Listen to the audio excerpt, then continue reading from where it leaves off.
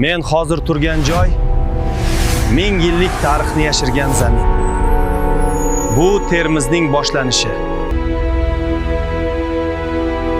1000 yillik tarixni yashirgan Termiz.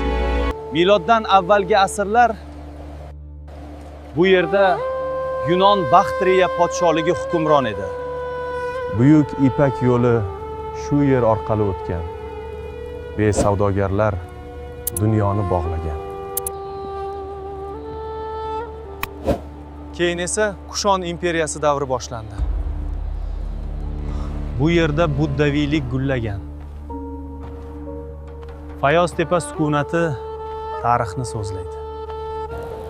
Termiz savdo, hunarmandchilik va ilm markaziga aylangan edi. 7-asr. Islom nuri bu diyorga kirib keldi.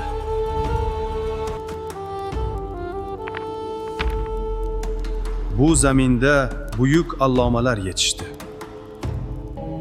Hakim at-Termiziy nomi dunyoga yoyildi.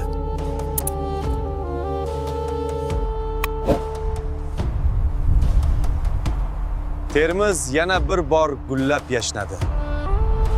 Chingizxon qo'shinlari shaharni vayron qildi.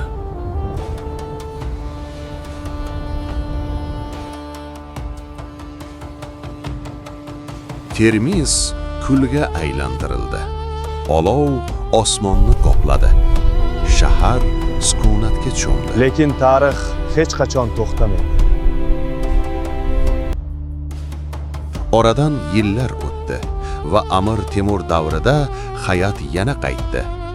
Xarobalar o'rnida umid qad ko'tardi. Shahar yana jonlandi. 19-asr yangi davr boshlandi.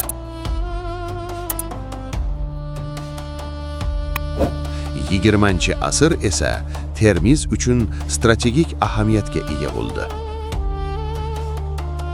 1991-yil yangi tarix sahifasi ochildi.